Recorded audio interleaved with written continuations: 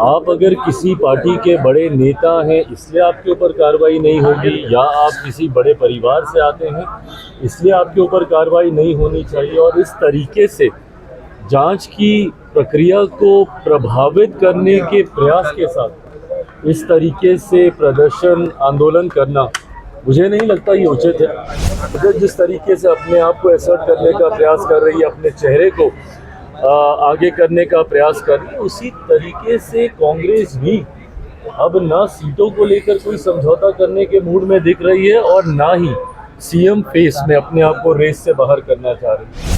कल अगर इनकी बैठक होगी, मुझे लगता है आपस के विवाद को ही ये लोग सुलझा लें, वही बहुत बड़ी बात होगी। 90 का वो दशक जहाँ पे अपराध और भ्रष्टाचार चरम सीमा पे था, क्या है आपकी बिहार को लेकर सोच, बताए ना। जिस दल के पास सोच नहीं, जिस गठबंधन के पास कोई विजन नहीं, बिहार को कैसे आप विकसित बनाएंगे। आप ही की वजह से बिहार आज बर्बादी की कगार पर आकर खड़ा हुआ है। ऐसे में जनता आपके ऊपर क्यों विश्वास करेगी। कल दिल्ली में तेजस्वी यादव और राहुल गांधी की मीटिंग हुई थी। मीटिंग के बाद तस्वीरें भी सामने आई थी और ऐसे में सीएम फेस को लेकर जब नेता प्रतिपक्ष तेजस्वी यादव से सवाल किया गया तो उस पर उनका बयान भी आपने सुना होगा।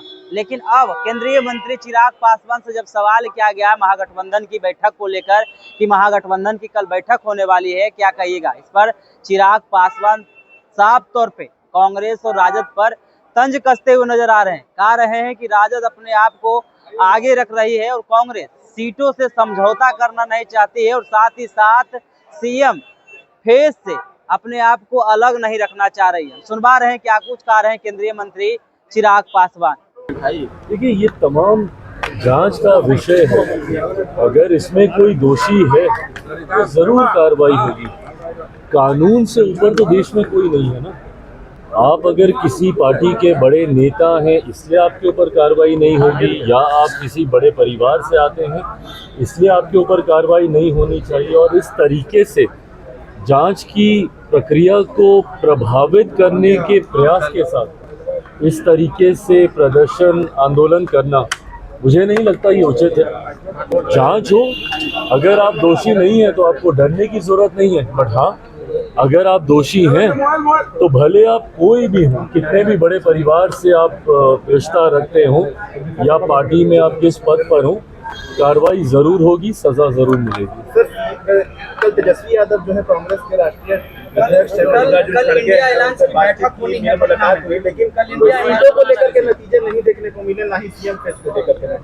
कल बैठक भी होगी, कल भी बैठक होगी, कल इंडिया अलायंस की बैठक होगी। और तो ठीक है, करें बैठक हुई, क्योंकि इन लोगों के बीच में तो बहुत ही विवाद है। जिस तरीके से कांग्रेस, और हम बार बार इस बात को कह रहे हैं, वर्चस्व की लड़ाई गठबंधन के घटक दलों के बीच चल रही है।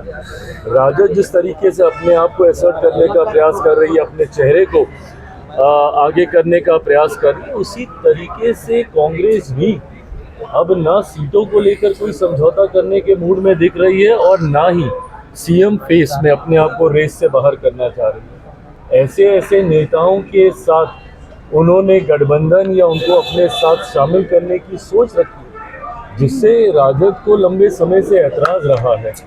जिस तरीके से पप्पू यादव जी भी उनके अधिवेशन में वहाँ पर गए, वहाँ पर बातचीत की, तमाम चीज़ें दर्शा रहा है कि कहीं ना कहीं सब कुछ ठीक तो नहीं है।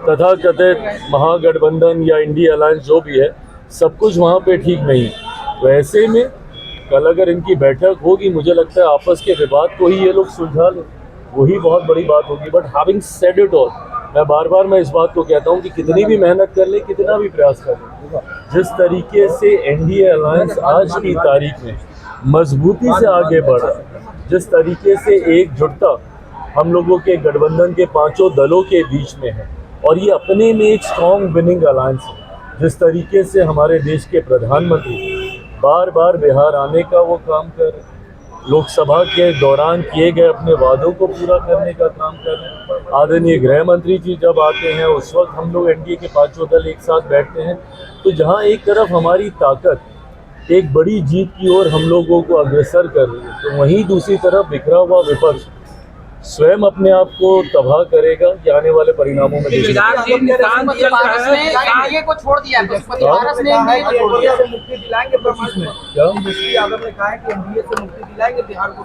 25 ये में। ऐसी बड़ी बड़ी बातें ये लोग ना जाने कितने चुनाव से लोग कर रहे हैं।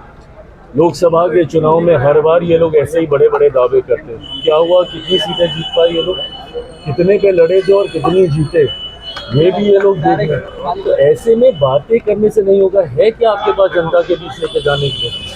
90 का वो दशक जहाँ पे अपराध और भ्रष्टाचार चरम सीमा पे था, क्या है आपकी बिहार को लेकर सोच? बताए ना।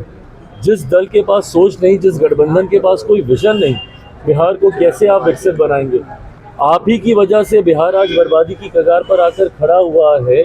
ऐसे में जनता आपके ऊपर क्यों विश्वास करेगी? और तो आपने चिराग पासवान को सुना, साफ तौर पे राजद पर तंज कसते हुए नजर आ रहे हैं और कह रहे हैं जिस तरीके से ये लोग बैठक कर रहे हैं, तो बैठक में पहले जो मतभेद है वो खत्म हो जाए, क्योंकि कांग्रेस और राजद में वर्चस्व की लड़ाई देखने को मिल रही है।